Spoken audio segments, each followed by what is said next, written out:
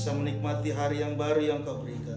Tuhan Yesus, sebentar lagi kami juga ingin belajar Tuhan, sharing tentang firman-Mu. Kiranya Engkau bimbing kami satu persatu di sini Tuhan. Buka hati dan pikiran kami ya Bapa, supaya kami bisa belajar.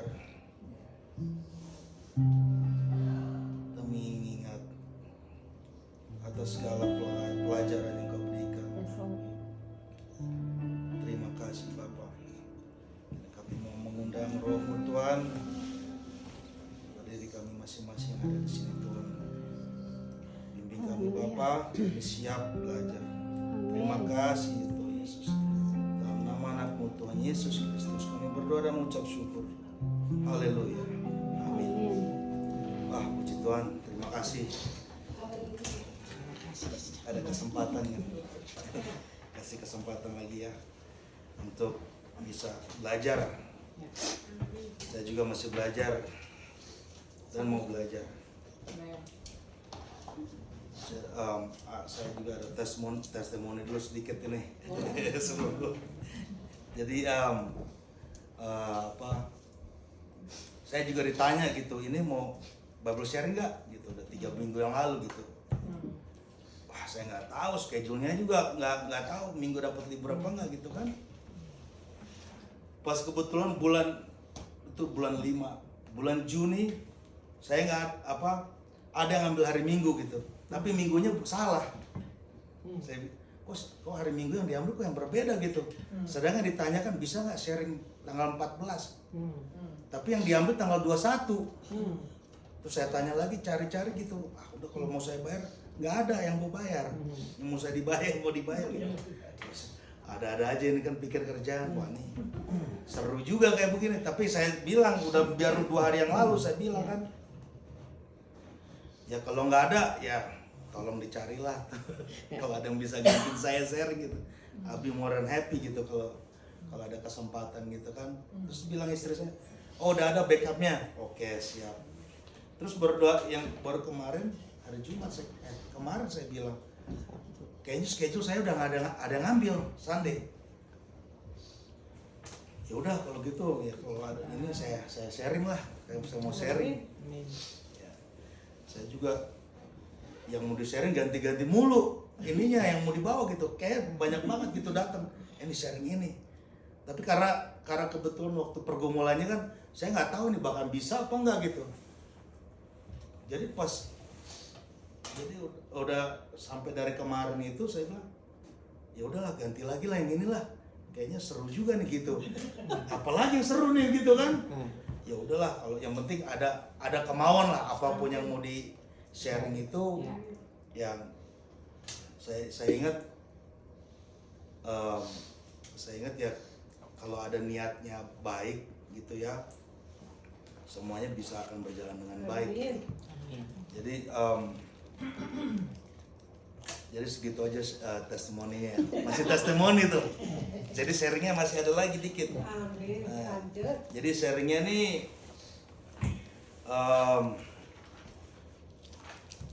jadi kita bisa ambil dari Mazmur 1. Yang kecil-kecil aja dulu. Mazmur 1 ayat 1 sampai ke 6. Jadi kita bisa baca bersama-sama ya. Kita mau baca saat berdiri, kita bisa baca sama-sama berdiri. Saya bisa baca dari yang angka dari yang ganjil. Jadi jemaat semua bisa yang genap. Mazmur 1 sampai 6. Iya. Berbahagialah orang yang tidak berjalan menurut nasihat orang fasik, yang tidak berdiri di jalan orang berdosa, dan yang tidak duduk dalam kumpulan pencemooh. Tetapi yang kesukaannya ialah Taurat Tuhan, dan yang merenungkan Taurat itu siang dan malam. Ia seperti pohon yang ditanam di tepi aliran air, yang menghasilkan buahnya pada musimnya, dan yang tidak layu daunnya, apa saja yang diperbuatnya berhasil. Bukan demikian orang fasik, mereka seperti sekam yang ditiupkan angin. Sebab itu orang fasik tidak akan tahan dalam penghakiman, begitu pula orang berdosa dalam perkumpulan orang benar. Sebab Tuhan mengenal jalan orang benar, tetapi jalan orang fasik menuju kebinasaan. Mari yang percaya katakan Amin. amin. Ini waktu saya baca ini sedikit ada struggling juga gitu. Ini kita ini udah kita alami ya, zaman sekarang ini udah ada kelihatan jelas perbedaan orang-orang yang ini memang udah ada gitu dari zaman dulu ya, sampai sekarang pun masih ada antara perbedaan dua kategori kebiasaan manusia gitu. Ini ada orang yang saleh, orang baik gitu kan, nasihat berbahagialah orang yang tidak berjalan menurut nasihat orang fasik. Ini adalah orang yang berbuat baik dan orang yang fasik. Orang yang fasik itu apa? Keras kepala atau tidak percaya dengan Tuhan atau pokoknya udah yang aneh-aneh lah ya, dari bisa kita lihat dari kehidupan kita sehari-hari ya. Jadi ini kita sendiri itu kita harus bisa membedakan kategori ini. Mungkin ya kalau bisa kita, dari ayat ini kita juga bisa belajar jangan sampai kita terpengaruh. Gimana caranya supaya kita tidak pengaruh? Jangan duduk. Kita jangan kita harus sudah tahu dari kita harus juga udah bisa ada kita create, kita punya fondasi dalam kehidupan kita ya. Jadi di sini juga udah jelas tidak orang baik itu tidak berdiri di jalan orang berdosa. Jadi kita di sini bisa kita belajar. Ini actually bisa saya lihat ini jawabannya tuh ada di Mazmur 37 ya. Jadi kita tuh nggak usah pusing-pusing. Saya lihat ini apa maksudnya gitu. Karena dari orang fasik ini aja orang yang keras kepala ya, termasuk orang keras kepala. Jadi untuk memisahkan itu kita bisa menjadi membedakan diri dengan orang fasik itu seperti yang saya katakan tadi, kita harus punya fondasi dengan apa yang sudah dikatakan yang di ayat kedua. Tetapi yang kesukaannya ialah Taurat Tuhan, dan yang merenungkan Taurat itu siang dan malam. Dengan cara itulah kita bisa membuild diri kita, fondasi kita tuh di dalam Tuhan. Bisa kita tahu apa yang baik dan yang benar. Ya kadang-kala kita juga kan ya bisa aja kita dalam tidak kesengajaan kita, kalau ada yang marah sama kita, ada yang bikin kita marah gitu, kita juga ini orang nih nggak benar, ini ngajakin ribut atau ngapain gitu kan, tersinggung gitu. Tapi kalau kita sebagai orang yang benar itu bisa dikatakan di mana ayat ke-37 tadi. Mazmur ke-37. Ya, janganlah marah karena orang yang berbuat jahat. Jangan iri hati kepada orang yang berbuat curang, sebab mereka segar lisut seperti rumput dan layu seperti tumbuh-tumbuhan hijau. Ini makin dalam lagi kalau kita pelajari ini. Cuma percayalah kepada Tuhan dan lakukanlah yang baik, diamlah di negeri dan berlakulah setia.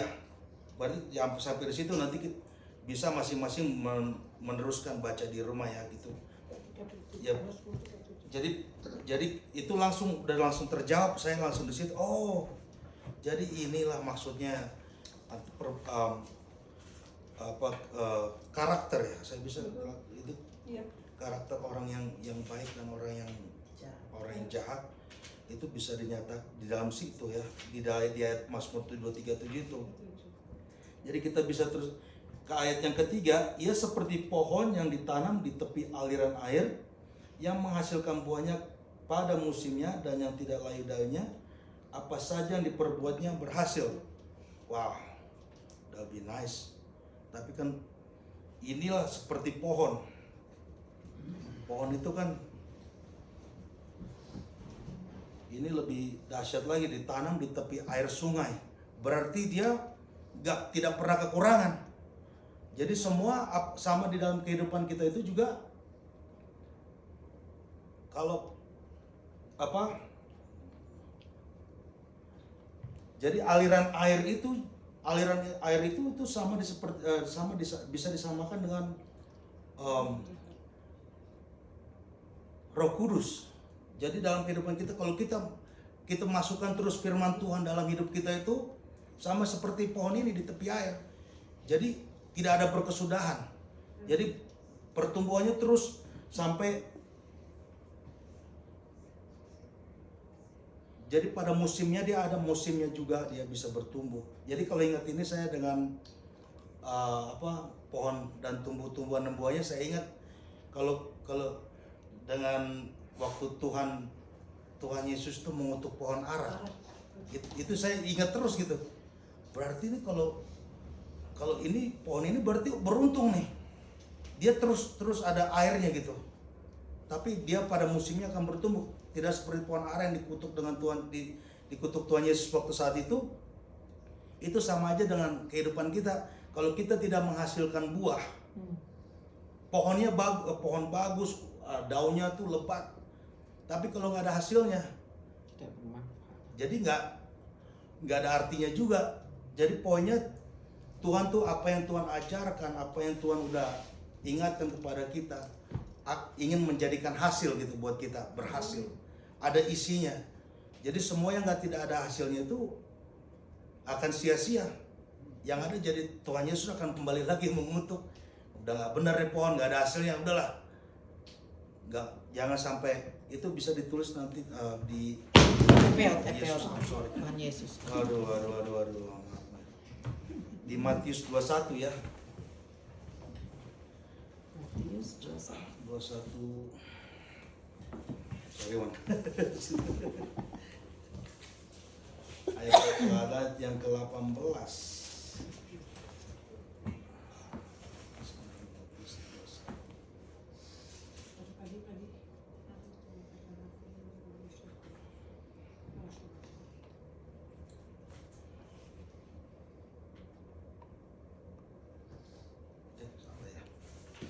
Ini benar pohon ara itu.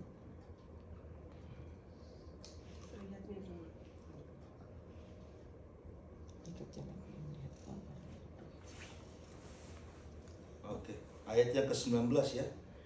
Dekat jalan ia melihat pohon ara, lalu pergi ke situ, tapi ia tidak mendapat apa-apa. Pada pohon itu, selain daun-daun saja, katanya pada pohon itu, engkau tidak akan berbuah lagi selama-lamanya. Dan seketika itu juga keringlah pohon ara itu. Serem gak sih kalau kita digitu sama Tuhan? Kalau kita kehidupan kita nggak pernah menghasilkan berbuah.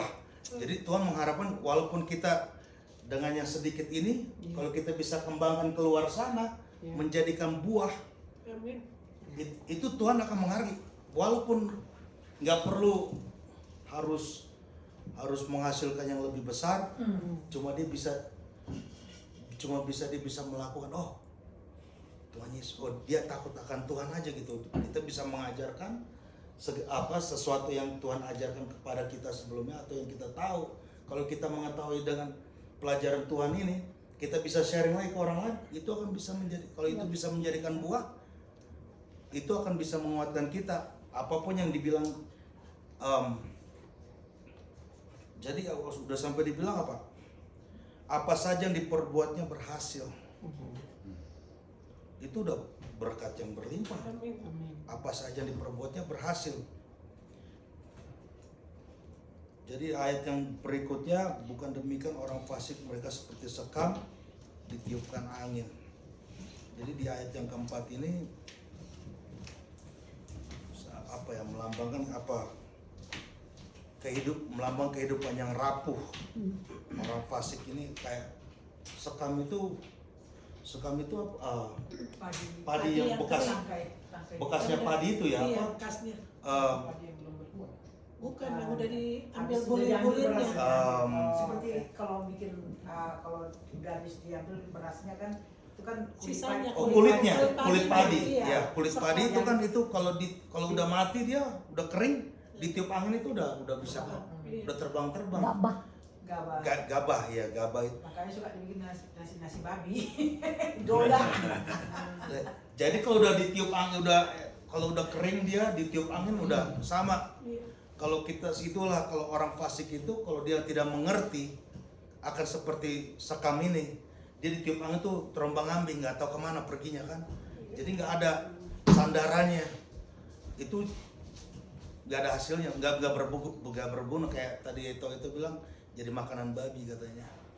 Saya pun nggak pernah ngeliat sekam itu ya. Ya kita nggak mau sampai seperti itu ya. Kita maunya tuh berhasil, kayak berasnya lah kan. Oh, semua orang bisa menikmati beras itu kan, bukan sekamnya. Jadi yang kelimanya, sebab itu orang fasik tidak akan tahan dalam penghakiman. Wah, ini biasanya kalau orang yang bersalah ya, sama kayak misalnya kalau ditanya, dia langsung, oh enggak, saya enggak bikin apa-apa. Jadi gemeteran sendiri. Ini sama nih kayak orang fasik, kalau dikasih tahu mereka takut sendiri gitu. Tapi dia dengan kepercayaannya dia cuma bisa mendinai. Oh enggak, seharusnya kayak begini. Padahal dia tahu itu salah. Itu samanya kayak munafik, orang-orang kayak gini. Jadi dia mengetahui tapi tidak mau mengerjai, mau melakukan. Inilah orang-orang fasik yang keras kepala nih. Makanya Tuhan udah kasih mereka tuh udah dihukum. Orang fasik itu udah nggak bakalan bisa masuk. Makanya kita nggak mau jadi seperti orang fasik. Makanya kita harus tahu perbedaannya antara orang dari ayat yang pertama, orang baik dan orang fasik ini. Jadi yang ayat yang ke-6, sebab Tuhan mengenal jalan orang benar, tapi jalan orang fasik menuju kebinasaan. Seperti yang udah saya bilang tadi, orang benar udah tahu mereka udah tahu Tuhan akan melakukan yang paling baik buat kehidupan orang-orang benar. Tapi untuk orang fasik udah terlihat jawabannya apa? Mereka akan binasa. Jadi kalau misalnya, aduh ini kenapa jatuh-jatuh terus? Kayaknya ada mau menjatuhkan saya gitu. Ini sebenarnya lagu-lagu. Nggak ada coy. Jadi kalau contekan, udah kayak ujian kita. Jadi Pak tadi ini bukan masalah contekan. Jadi saya setiap kalau misalnya ini yang kedua ya gitu. Kalau bilang untuk dia ya bisa sharing gitu kan. Kadang-kadang lebih bagus saya ngerasa mendingin dengan waktu yang dekat gitu. Kalau waktu yang jauh, semuanya apa yang mau bawa datang lagi semua. Harus begini kata-kata gitu terus tiba-tiba berubah. Jadi saya cuma bisa, Tuhan yang mana Tuhan saya mau bawain gitu. Ini amin, terima kasih Tuhan dikasih. Jangan berseri. Jangan satu rangkuman cuma satu gitu. Jadi ya kayak tadi juga saya bangun pagi-pagi juga kan, ya mau kayak gimana nih, saya mau nyampaikan juga saya bukannya saya mau ahli Alkitab atau bisa mengerti gitu apa gitu kan, saya cuma Kita kan belajar bersama. Iya, saya juga cuma mengandalkan Tuhan. Apa yang saya yang mau bawain, yang mau sharing ini, saya cuma minta Tuhan yang mana nih gitu. Apa nih artinya gitu kan?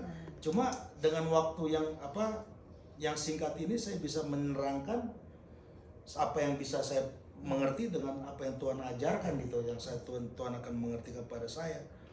Jadi kalau misal dalam sehari-hari juga saya juga nggak ngerti, cuma bisa komunikasi dengan istri gitu. Kita suka sharing kayak kita bilang breaking bread every time that we could. Kita bisa kita apply gitu di dalam keluarga gitu kan. Jadi apa yang mau kita mau start something yang good di luar, we have to start from diri kita.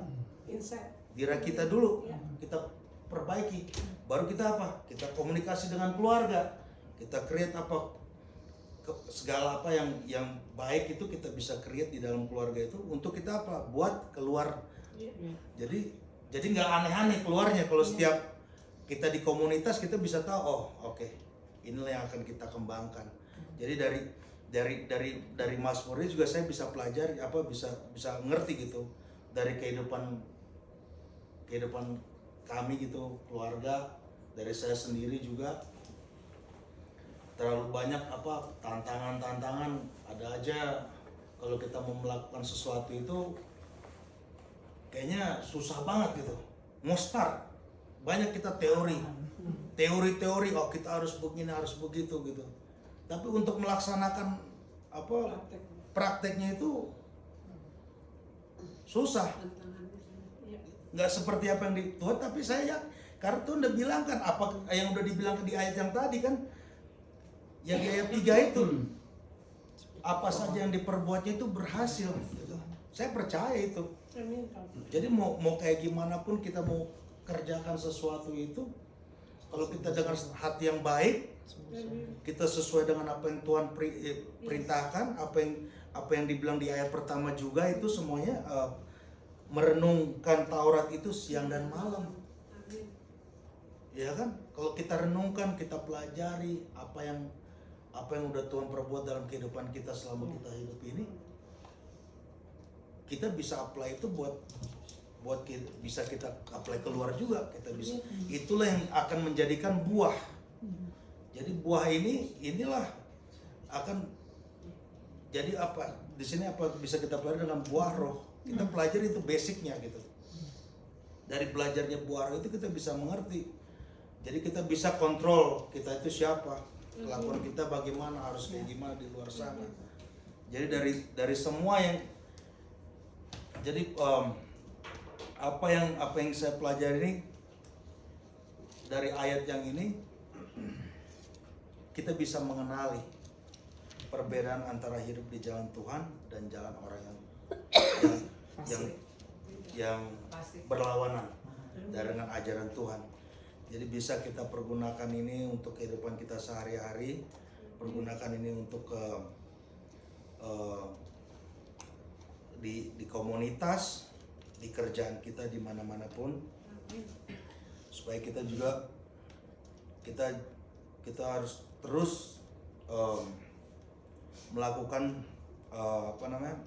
menjadikan firman Tuhan itu sebagai fondasi untuk kehidupan kita sehari. Jadi sekian itu yang bisa saya sampaikan dengan waktu yang singkat, yang saya bisa mengerti, bisa saya bagikan, bisa belajar sama-sama. Puji Tuhan.